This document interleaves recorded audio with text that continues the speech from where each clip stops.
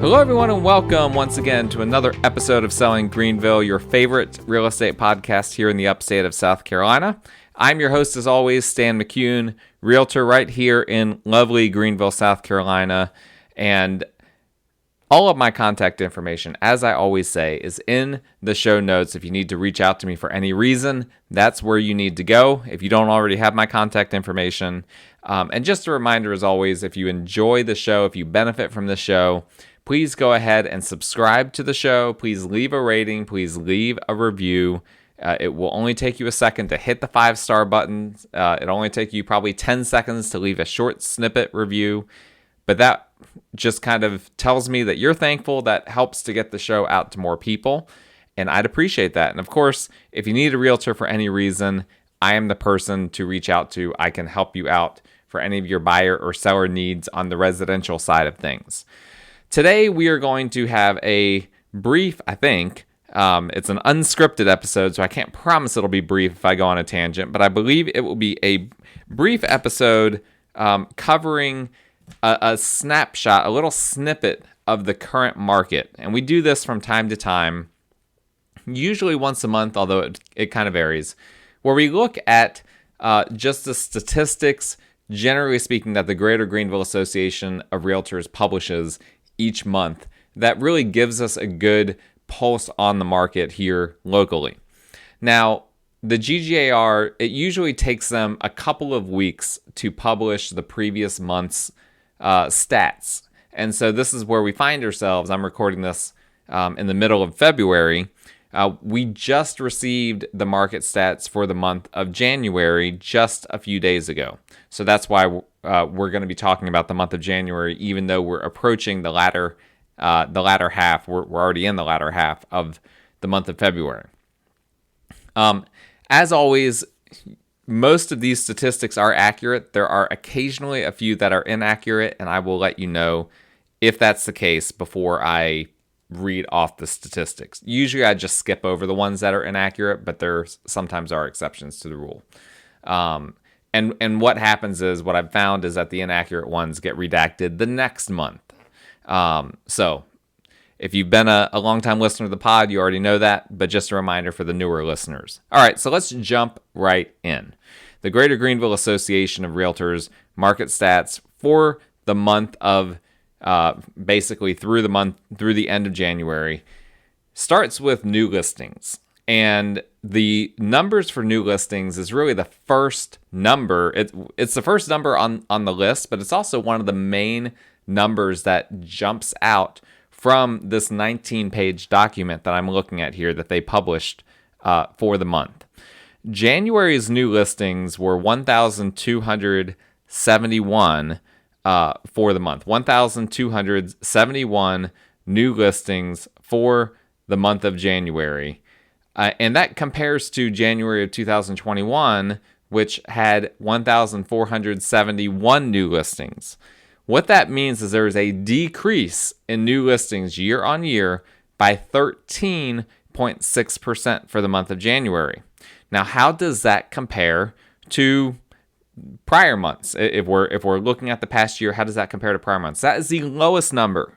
And this is usually a very accurate number on here. That is the lowest percent, that is, or I should say the highest decrease of any month in the past 12 months. In comparison, there have only been 3 months the past year, with January being included, 3 months that had a decrease year on year in new listings. The other months were March of 2021, which had a 2.6% decrease, and December of 2021, which had a 2.2% decrease in new listings. So now we have, out of the past 12 months, 9 of the months had increases in new listings year on year, but the past 2 months, December and January, had 2 straight decreases, which were the first decreases since March of 2021.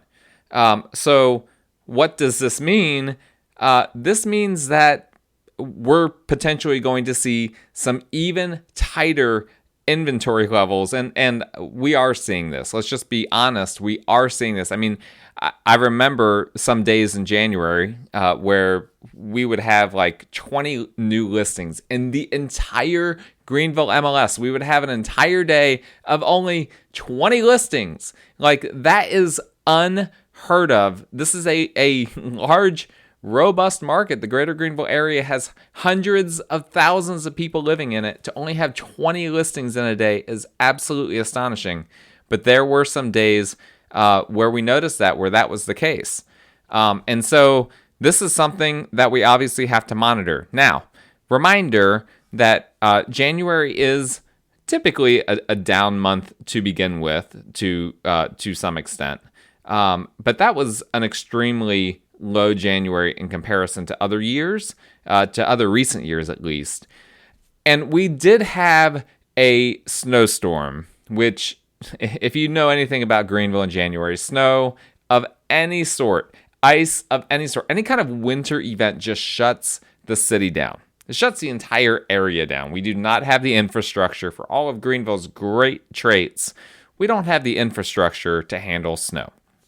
And so there were essentially like 3 days of more or less no listings on those days. No new listings during the time period that the city was shut down. And we had that snow, I mean, really on the roads. You had to be careful on the roads, on some roads, for at least a week.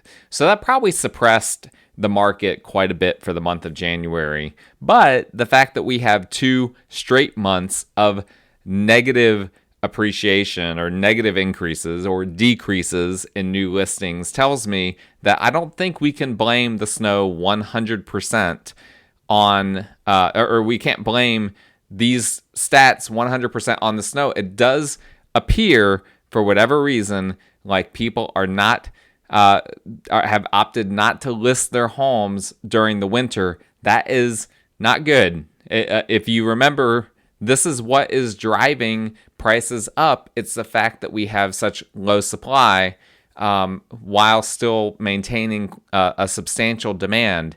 And so as long as these numbers stay as low as they are, that is not a good sign for home prices. It has a pending sales statistic. This is one of the ones that is typically inaccurate for the current month. So for the month of January, I'm not going to pay attention to the pending sales for the month of January, but I am going to look at the month of December because that number should be accurate by now. And that was a pretty low number. We saw a decrease of 11.4% in pending sales for the month of December.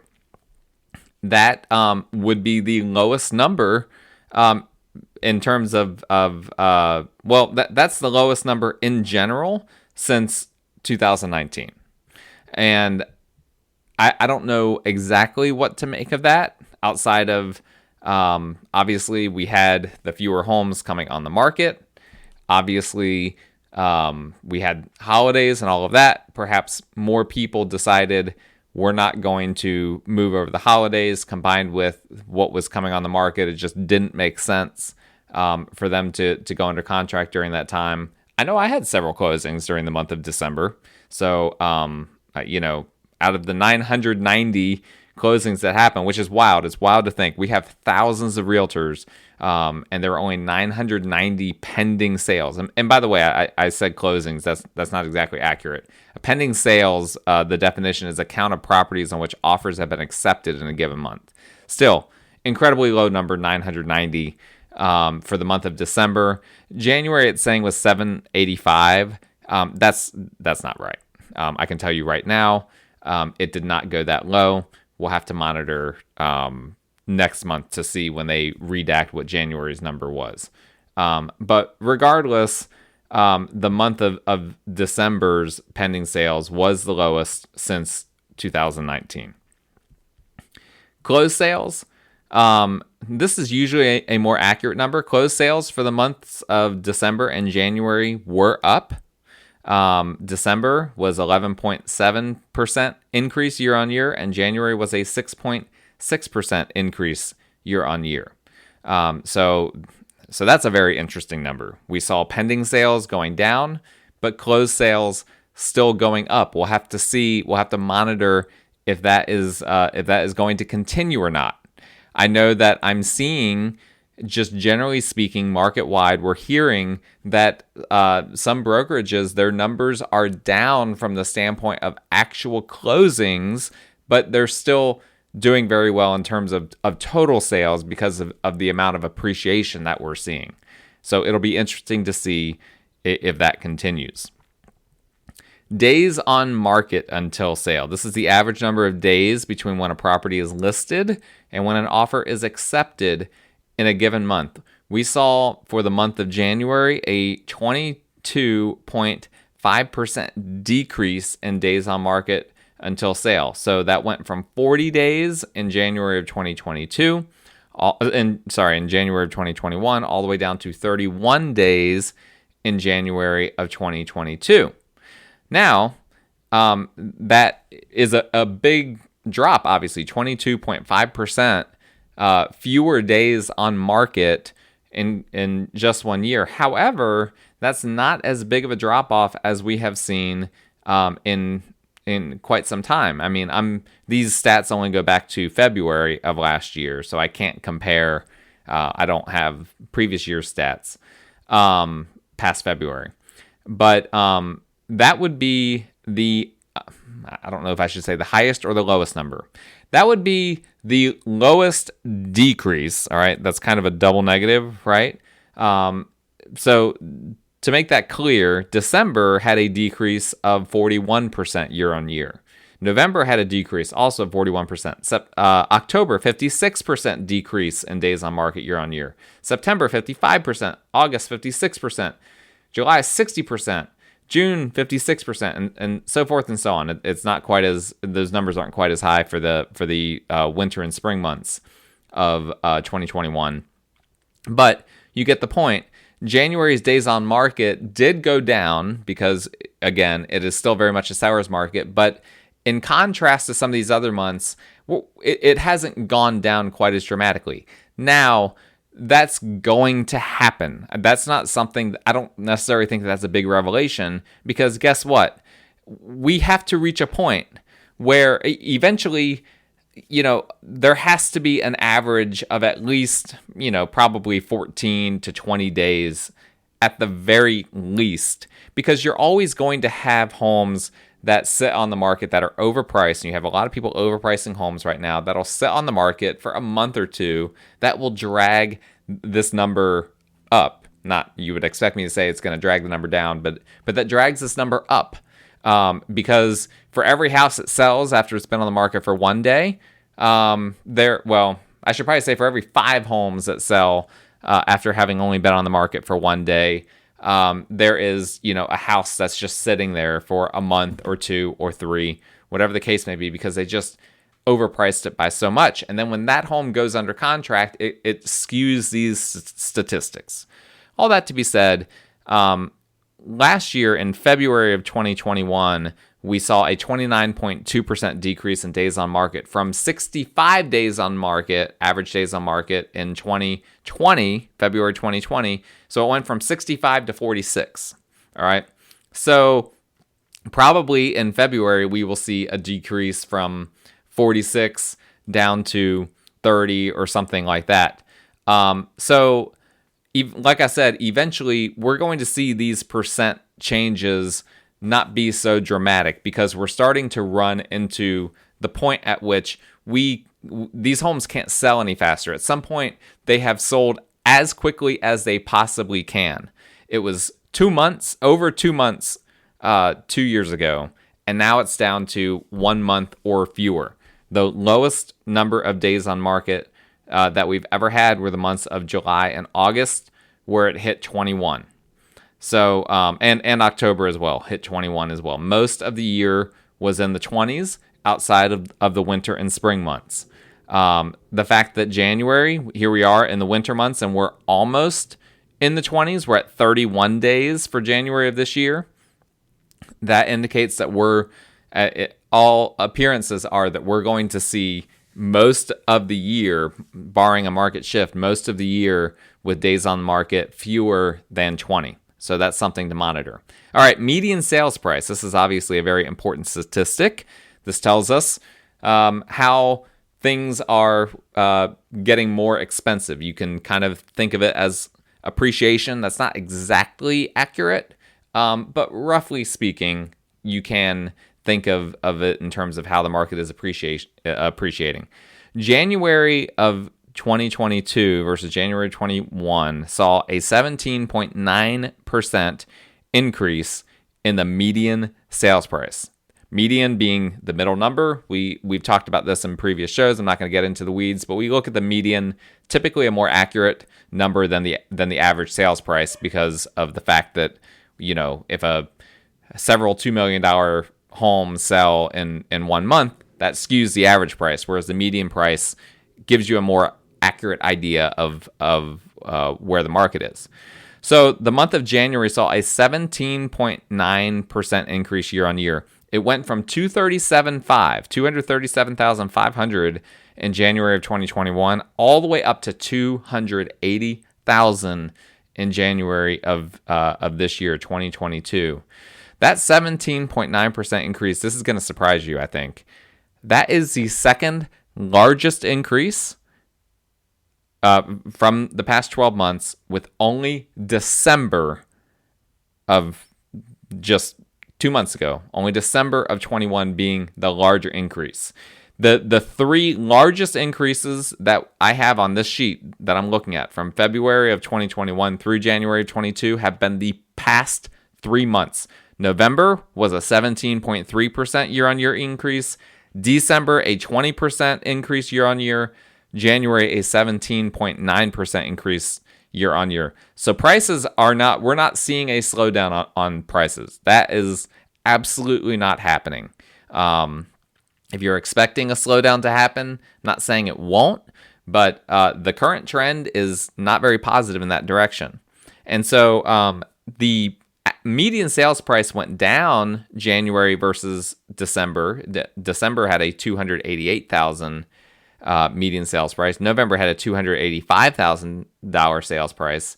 But we have to look at the overall trend. December was an anomaly. Normally, December is a much slower month than it was. I do find it interesting that these median sales price increases seem to be kind of tracking with the low new listings as well. I wonder if there is a little bit of a correlation there between, as we had fewer new listings towards the end of last year into the beginning of this year, we saw prices going up.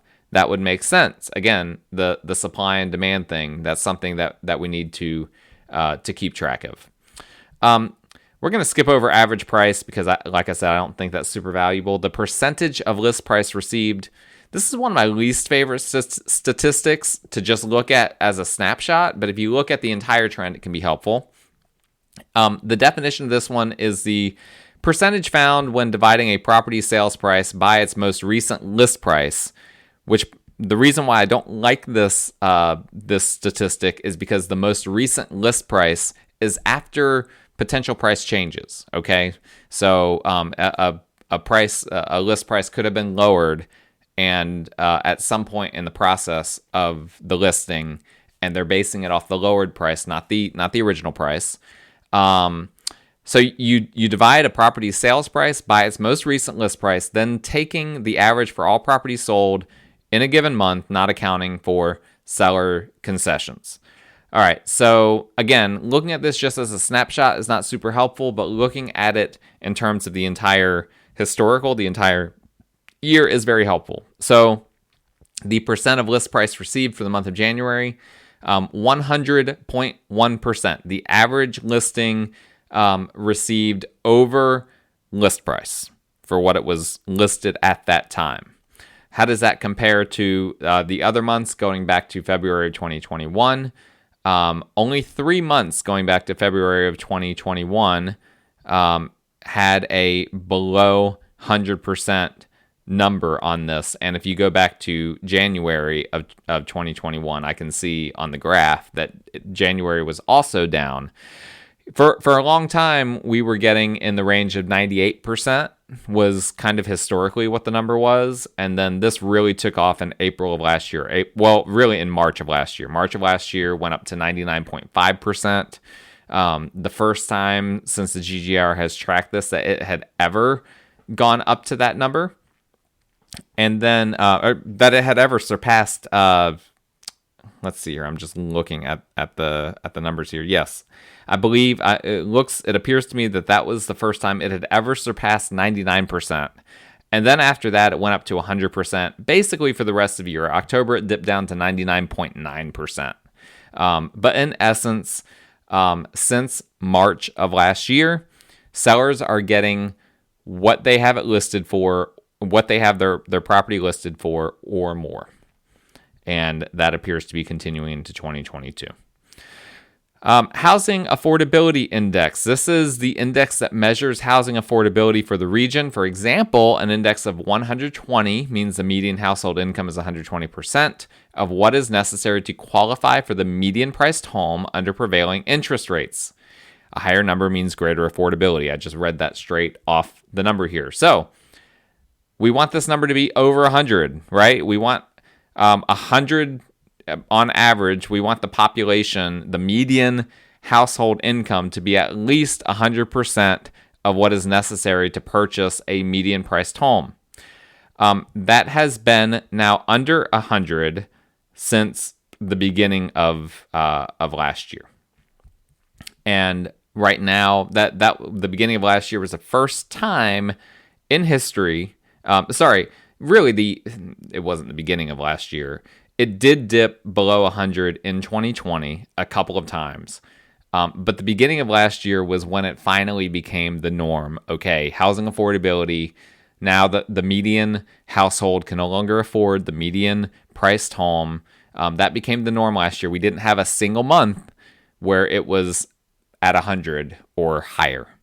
It was 99 in January and February. I'm trying to look at January off the graph. February was 99. I think January was right in that range. And now it's all the way down to 85 for the month of January. Now that's a little bit higher than November, December. And we can credit, the beginning of the year is a little bit slower. So even though some of these prices are, we're still seeing prices go up. It's still, January is still a little bit, generally speaking, more affordable month than the others. But that 85 Housing Affordability Index is still a 15% decrease versus January of 2021, where it was 100. Okay.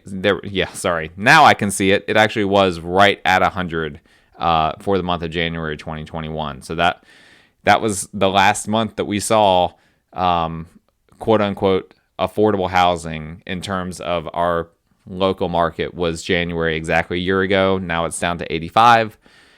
That's not going to change anytime soon. Inventory of homes available. This is one of the ones that for the current month, the month of January, is going to be inaccurate. So we're just going to look at the trend. The trend has been not good.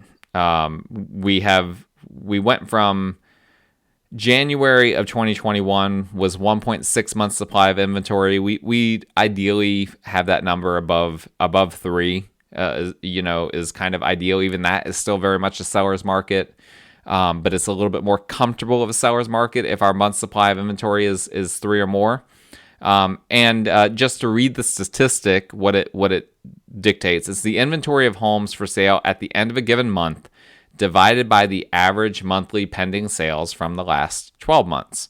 Remember, I said that the pending sales number tends to be inaccurate. That's why the month's supply of inventory for the current month also tends to be inaccurate, because those two numbers are tied together. So we saw it last year go from 1.6 in January of 2021 all the way down to the lowest month was May of 2021, which was 1.1 months supply of inventory. December ended with 1.2 months supply of inventory.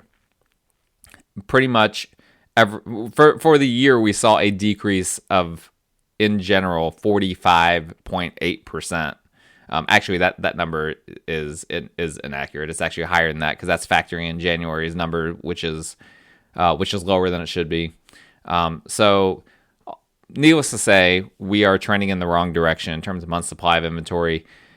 December, it was 1.2 months, which was a decrease from the 1.7 in December of 2020. That was a 29.4% decrease. I would not be shocked. We'll have to see next month when it comes out, but I would not be shocked if January of this year was the lowest month on record. I think it will at least tie the month of May, which was 1.1, and I would not be surprised if it goes to 1 month or less than 1 month.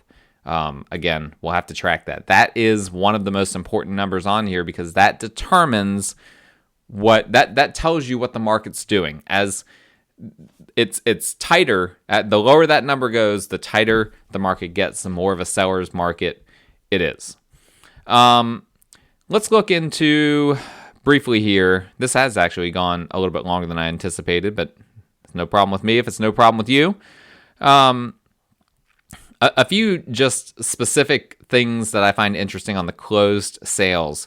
So we saw, not surprisingly, decreases in closed sales below 250,000. The price point 150 to 250,000 had a decrease of 9.8% year on year. The the 150,000 and below sale saw a 25.8% decrease year on year, and that's to be expected. Because housing is becoming less affordable, there are fewer homes available in the 250,000 and below price point. So we're going to continue to see decreases there.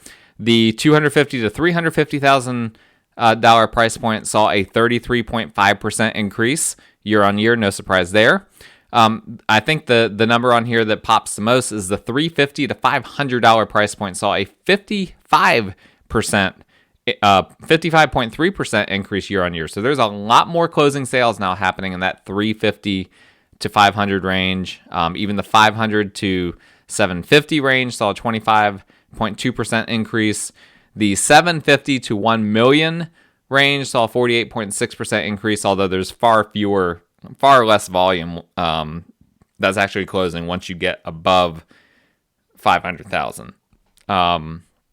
And then 1 million and above saw a 38.5% increase. Again, 500 and above, if you were looking at the graph that I'm looking at, it's much lower numbers than all of these other categories. But needless to say, we're seeing a lot more closings than historically for the more expensive homes, and we should continue to see that. Here's another number that really pops out to me that stands out as far as these closed transactions. So January of 2022 versus January 2021 saw a 6.2% increase in closings on single family homes. That's not a very high number in comparison to some of these other numbers that we've been looking at, but condos saw a 34.1% increase year on year. It went from January of 21, 1,428 to January of 22, 1,915. People are buying more condos than they have in the past, and that is directly related to affordability. Condos, and it's also directly related to what developers are doing. Developers are realizing that they have to build more affordable housing as much as possible. The simplest way to do that is to build condos. And so people that used to be able to afford single-family homes are now having to buy condos. That's just the reality of the situation. That's all that I'm going to look at with regard to all of those numbers. But I'm going to mention one other thing. We have seen, and by the time this show actually publishes, we may see mortgage rates go above 4%. We're knocking on the door of 4%. In terms of the average mortgage rate. That's going to have a major ripple effect in terms of the market. That should that's going to be a bad thing for a lot of people. That's going to cause some people to not be able to afford homes that they previously could. And that might catch some sellers by surprise, that we might see some inventory level out just a little bit. I mean, I don't see it leveling out dramatically because there's so much that would have to do, but this might, it's gonna cut both ways. It's gonna hurt some affordability, but as the market balances out and accounts for higher mortgage rates, that may result in fewer bidding wars, that may result in situations where people are no longer able to afford the homes that they were barely able to afford before. So we have to keep an eye out on this number. We saw 30-year mortgage rates, which is what I'm referring to with the 4% number. We saw some 30-year rates last year, in the twos. We saw several of them. Well, now we're starting to knock on the door of 4%. That's a very, very big difference. Now that's still historically quite low. So it doesn't mean that it's a bad time to buy. Just, oh man, mortgage rates are up to 4%. Forget it. No, that still could end up being, we still might not see it ever go back down this low because historically that's quite low. We don't know exactly what's going to happen. But that's something that we will have to keep track on in the upcoming weeks. That's all for today's episode. I hope you enjoyed it. I'm sorry that it went so long. Hopefully I didn't bore the daylights out of you. But if I didn't bore the daylights out of you, if you enjoyed every moment of this, then you are a prime candidate to subscribe, rate, and review the show. So please do that. All my contact information is in the show notes. I hope you guys stay safe and have a wonderful rest of the week.